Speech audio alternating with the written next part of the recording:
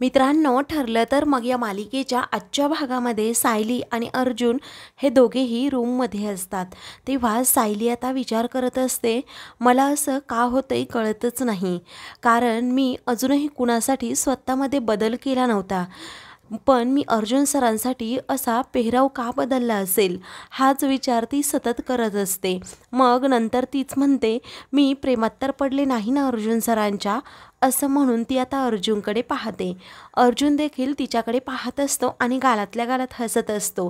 त्याच वेळी आता तोही मनातल्या मनात म्हणतो, मिसेस सायली, मी कसं सांगू तुम्हाला, मी तुमच्या प्रेमात पडलोय, परंतु आपल्या कॉन्ट्रॅक्टनुसार हे कधीही शक्य नाहीये। मग आता सायली देखील तोच विचार करते। त्यानंतर अर्जुन उठतो आणि तिच्या जवळ येतो। तिला वाटतं की तो माझ्या जवळच येतोय, पण त्याला आता कपाटातून काहीतरी बॅग घ्यायची असते, म्हणून तो लगेच कपाट उघडतो। तर सायली आता लगेच तिथून बाजूला जाते। मनातल्या मनात अर्जुन आता अजूनही विचार करत असतो, मिसेस सायलींना सांगावं की नाही। मनातील भावना जेव्हा मी व्यक्त करेल तेव्हा आमच्या कॉन्ट्रॅक्टमधील तो क्लॉज आमच्यामध्ये आडवा येईल आणि सगळं काही विस्कटून जाईल। मिसेस सायली मला कायमच्या सोडून जातील, मग मी काय करू। तो खूप अस्वस्थ असतो आणि खूप उदास देखील असतो। सायली आता अर्जुनकडे पाहते आणि मनातल्या मनात म्हणते, पण मी जर प्रेमात पडले नाहीये तर मग मी अशी वेगळीच का वागतीये। माझ्या मनात नक्की काय घडतंय मलाच कळत नाहीये। मी कुणाशी बोलल्यानंतर मलाच माझ्या प्रश्नाचं उत्तर मिळेल आणि हा विचाराचा गुंताही सुटेल। आता दोघेही अस्वस्थ असतात, एकमेकांकडे नुसते पाहत असतात। दोघांनाही आपापल्या प्रश्नांची उत्तरं मिळत नसतात, पण आता दोघे विचारात पडतात। अर्जुनला तर क्लिअर असतं की तो सायलीच्या प्रेमात पडलाय, परंतु सायलीला खात्रीच नसते की मी अर्जुनच्या प्रेमात पडू शकते म्हणून। आता कुणाशी बोलावं हा दोघांनाही प्रश्न पडतो। अर्जुन मनातल्या मनात विचार करतो, अशा वेळी मी नेहमी चैतन्यबरोबर बोलायचो, परंतु आता तोही माझ्याजवळ नाहीये। मग आता सायली देखील विचार करते, मी कोणाशी बोलू। दुसरीकडे प्रिया आता पैशांचा बंडल घेऊन बेडवर पडलेली असते आणि म्हणते की नागोबा, आता कसं वाटतंय, एकदा का तू या घराबाहेर गेला ना, मग पूर्ण प्रॉपर्टीची मालकीन मीच होणार, असं ती विचार करत असते आणि पैशांनीच हवा खात असते। त्याच वेळी आता नागराज तेथे येतो। प्रिया खूप घाबरते, ती ताडकन उठून उभी राहते, पण आता नागराज त्याच वेळी तिचा हात जोरात पिरकाळतो। तेव्हा ती म्हणते, हो काका, मला खूप त्रास होतोय। तेव्हा नागराज म्हणतो, मी आता तुला असा सोडणारच नाहीये। अगं, तू काय दादाला म्हणत होतीस, काका पुन्हा माझ्या पैशांना असा हात लावू नका, असं म्हणून प्रियाचे डायलॉग तो तिला बोलून दाखवत असतो। तू माझ्यावर तुझे पैसे चोरल्याचा आरोप करतेस का, तसंही घरात कुणी नाहीये, तुला बोंबलायचं असेल तेवढं बोंबलून घे, तुझा आता इथल्या इथे मुर्दा पाडतो की नाही ते बघ। कारण दादा हा बाहेर गेला आहे आणि सुमन मार्केटमध्ये, घरात आता कुणीही नाहीये। वेळी प्रिया रागातच म्हणते, अहो मला कसं माहीत, ते पैसे माझेच होते, पण तुमच्या कपाटात कुठून आले ते। तेव्हा आता जोरातच नागराज हा तिला बेडवर ढकलून देतो आणि म्हणतो, तू मला काय मूर्ख समजलीस का, मला सगळं काही समजतंय, तू दूधखोळी नाहीये, तुझी आता नखं निघायला लागली आहेत। पण एक गोष्ट लक्षात ठेव, तुझी जर नखं निघत असतील तर माझी ही वाघनखे आहेत ना, तुला अशी फाडून काढतील, मग समजेल। आणि लिमिटमध्ये राहायचं, मी जेवढं सांगतोय तेवढंच वागायचं आणि तेवढंच बोलायचं। मी तुला शेवटचं सांगतोय, अजिबात माझा पंगा घ्यायचा नाही, असं म्हणून तो रागातच तिथून जातो। त्यावेळी प्रिया आता नागराजच्या नावाने खडे फोडत असते आणि म्हणते की नागराज, तू खूप चुकीच्या माणसाशी पंगा घेतला आहे, आता मी तुला खाईन सुद्धा आणि पचवेन सुद्धा। इकडे अस्मिता घरी येते आणि म्हणते, मम्मा मला खूप भूक लागली आहे, काहीतरी खायला दे, असं म्हणून ती प्रतापजवळ जाऊन बसते आणि मोबाईलमध्ये पाहत असते।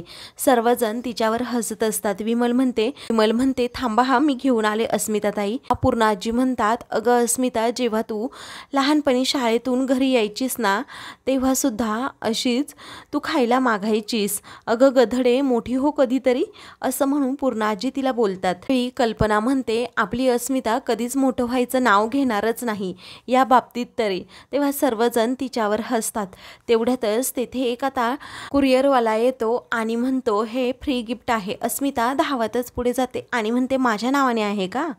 मग आता तो म्हणतो, नाही, सायली सुभेदार यांच्या नावाने आहे।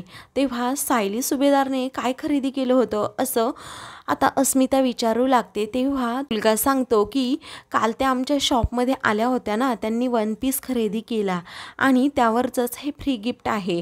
तेव्हा आता हे ऐकताच सर्वांना धक्का बसतो। त्या पेपरवर साईन करून अस्मिता ते फ्री गिफ्ट घेते खरं, पण आता पूर्ण आजीला म्हणते, पाहिलं का अगं, अर्जुनच्या बायकोने वन पीसवर पैसे खर्च केले, म्हणजे तिने कपड्यांवर पैसे उधळले। तेव्हा आता कल्पना म्हणते, सायलीचा नसेल तो वन पीस, तू काही पण गैरसमज का करून घेतेस? पूर्ण आई मी तुम्हाला सांगते ना, मी खात्री देते। आता पूर्ण आजी हातानेच इशारा करून कल्पनाला बोलण्यापासून अडवतात। दुसरीकडे महिपत हा जेलमध्ये असतो। दुसरा आरोपी जो असतो तो सारखा ग्लास वाजवत असतो। त्यावेळी महिपत आता एरझऱ्या तेथेच घालत असतो आणि त्याला म्हणतो, तू वाजव जेवढं वाजवायचंय ना तेवढं वाजवून घे, मी आज तुला काहीही बोलणार नाही, कारण त्याने माझं कामच सोपं होऊन जाईन। असं म्हणून तो तेथे एक कोच असतो त्यावर झोपून घेतो आणि अंगावरून ब्लँकेटसुद्धा घेतो आणि त्याखाली असणाऱ्या कप्प्यातून लगेच तो कुणाचंही लक्ष नसताना मोबाईल काढतो। दुसरीकडे चैतन्य काहीतरी काम करत असतो। तेवढ्यातच साक्षीच्या फोनवर अण्णाचा फोन येत असतो। आता फोन उचलावा की नाही चैतन्याला प्रश्न पडतो, म्हणून तो साक्षीला आवाज देतो, पण साक्षी आता तेथे काही येत नाही। मग इकडे अण्णा सतत साक्षीला कॉल करण्याचा प्रयत्न करत असतो। दुसरीकडे चैतन्य आता तो कॉल रिसीव करतो आणि हॅलो असं बोलतो।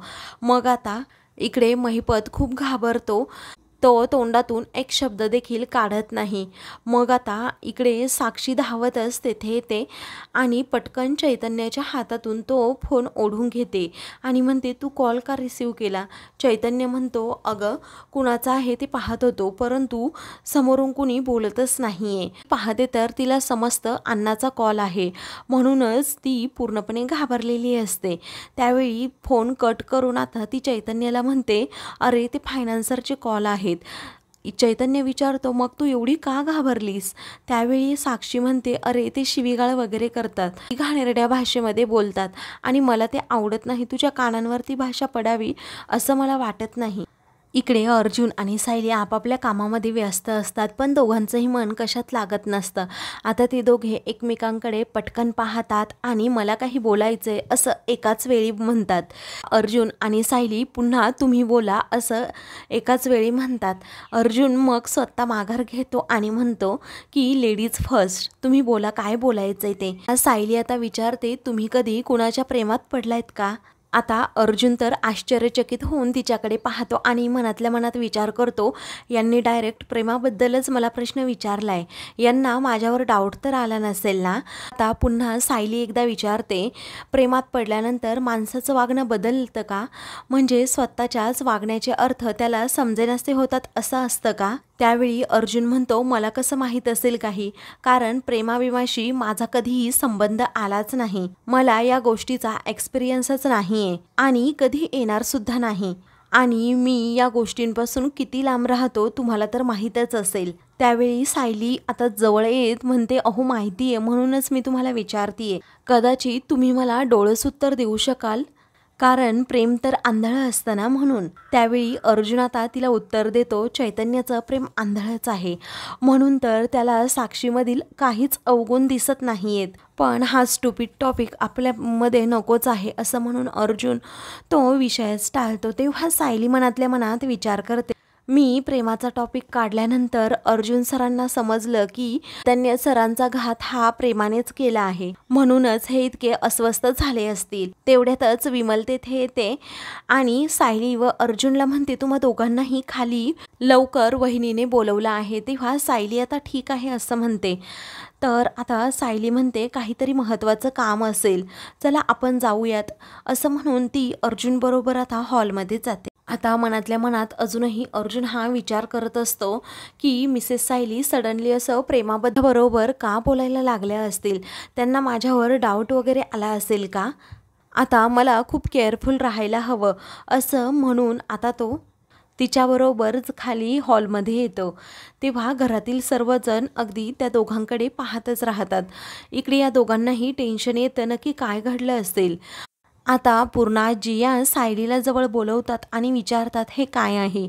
त्यावेळी सायली म्हणते मला नाही माहीत पूर्णाजी. त्यावेळी अस्मिता म्हणते काय ग, त्या गावची नसल्यासारखी अशी का वागतीये तू. तू वन पीस घेतला होता आणि त्यावर हे फ्री गिफ्ट घरी आलंय. तेव्हा आता हे ऐकता सायलीला खूप मोठा धक्का बसतो. ती अर्जुनकडे पाहते तेव्हा अर्जुन तिला इशाऱ्याने शांत राहायला सांगतो. मग आता प्रिया म्हणते बघ तुझं पितळ कसं उघड पडलंय. सायली प्रचंड घाबरलेली असते तर पूर्णाजी या रागातच तिच्याकडे पाहत असतात. त्यावेळी आता अर्जुन पुढे जातो आणि पूर्णाजींना म्हणतो अगं चोरून वगैरे काही तो ड्रेस आणला नव्हता. मीच सायलीला तेथे जायला सांगितलं होतं आणि तो ड्रेस घेऊन यायला सांगितला होता. हे आता अस्मिता म्हणते काय रे, आला का लगेच तू तिची बाजू घ्यायला. मग आता प्रताप म्हणतो अस्मिता गप्पा बस. तुझं बोलून झालं असेल ना तर पूर्ण आईला बोलू देत. ही अस्मिता बोलते पण डॅड सुभेदारांच्या घराच्या संस्कृतीला हे काही शोभतं का. त्यावेळी अश्विन म्हणतो हे असं आहे का, मग आपल्या घराची संस्कृती सासर सोडून माहेरी राहणं अशी आहे का, असं म्हणून तो अस्मिताला जबर टोमणाच मारतो. आता दोघांमध्ये वाद होणार असतात तर पूर्णाजी म्हणतात तुम्ही दोघेही गप्प बसा. म्हणून त्या अर्जुनला हळूच म्हणतात अरे नवरा बायकोच्या गोष्टी अशा पर्सनल आणि 4 भिंतींच्या आतच ठेवायच्या असतात. म्हणून सायलीकडे त्या गिफ्ट देतात. तेव्हा सर्वजण आता पूर्णाजींवर हसतात. मग आता पूर्णाजी म्हणतात तुला सांगू का कधड्या, मला हे कुणी सांगितलं, तुझ्या आजोबांनी. घरातील सर्वजण अजूनच हसू लागतात. पूर्णाजी मात्र आजोबांचं नाव घेतल्यावर थोड्या लाजतात. अर्जुन म्हणतो काय लाजलीस का आजी तू. त्यानंतर अर्जुन आता हसतच विचारतो आजोबा सुद्धा तुला त्यावेळी वन पीस घालायला सांगायचे का, असा मिनी स्कर्ट असेल ना त्यावेळी. पूर्णाजी म्हणतात हो. अर्जुन तसे ॲक्शन करून दाखवतो तर घरातील सर्वजण पुन्हा एकदा हसू लागतात. त्यावेळी आता पूर्णाजी म्हणतात तुझ्या बायकोच्या निमित्ताने जुन्या आठवणी पूर्णपणे जाग्या झाल्या. अस्मिता मात्र दातोट खात असते कारण सायलीला बोलण्याचा तिचा पूर्णपणे प्लॅन हा फेल झालेला असतो. त्यानंतर पूर्णाजी म्हणतात आम्ही खोलीतल्या गोष्टी कधी त्या रूम बाहेर येऊ दिल्याच नाहीत. त्यावेळी पूर्णाजी लगेच लाजू लागते. प्रताप म्हणतो बाबा इतके रोमॅन्टिक होते आम्हाला कधी कळलं नाही. आता पूर्णाजी म्हणतात गप्प बस रे. त्यावेळी कल्पना म्हणते पूर्णाई तुम्ही तर लाजून लाजून अगदी लाल झाला आहात. त्यावेळी सायली म्हणते हो ना, म्हणूनच अजूनही त्या जास्त सुंदर दिसतायत. त्यानंतर अश्विन विचारतो पूर्णाजी आम्हाला सांग ना तुला वन पीसमध्ये बघून आजोबा काय म्हणाले होते. त्यावेळी पूर्णाजी म्हणतात की आता फटका खाशील हा गप्प बस. त्यावेळी अश्विन पूर्णाजींच्या गालाला हात लावत म्हणतो फटका म्हणतेस की वन पीसमधला फटाका. अर्जुन म्हणतो गप्प बस अश्विन. असं म्हणून हळूच तो पूर्णाजींच्या कानात देखील म्हणतो खोलीतल्या गोष्टी अशा खोलीबाहेर कधीही येऊ द्यायच्या नसतात. तेव्हा सर्वजण पुन्हा एकदा हसू लागतात. तर अस्मिता मात्र मनातल्या मनात विचार करू लागते मी काय करायला गेले होते आणि हे काय होऊन बसलं. सायली खरंच खूप मजबूत नशीब घेऊन या घरात आली आहे. सायली सर्वांकडे पाहतच राहते कारण घरातील सर्वजण खूप खुश असतात. तर आता मित्रांनो पुढील भागामध्ये अस्मिता ही सायलीला विचारते काय ग तू सुद्धा अर्जुनच्या रियुनियनला जाणार का. तेव्हा कल्पना म्हणते हो ती अर्जुनची बायको आहे म्हटल्यावर जाणारच ना. त्यावेळी आता अस्मिता म्हणते तेथे गेल्यानंतर ती या वकिलांमध्ये काय बोलणार. मग सर्वांना समजेल की हिला बोलताच येत नाही, ही अर्जुनला कशी मॅच होत नाही ते. तेवढ्यातच अर्जुन तेथे येतो आणि म्हणतो अस्मिताई अगं मॅच व्हायला ती कपडे नाही येत, ती माझी बायको आहे आणि मी तिला घेऊन जाणार. असं म्हणून तो तिच्या खांद्यावर हात ठेवतो. सायलीला आता खूप भारी वाटतं. अशाच मालिकेंचे पुढील भाग पाहण्यासाठी चॅनलला सबस्क्राईब करा.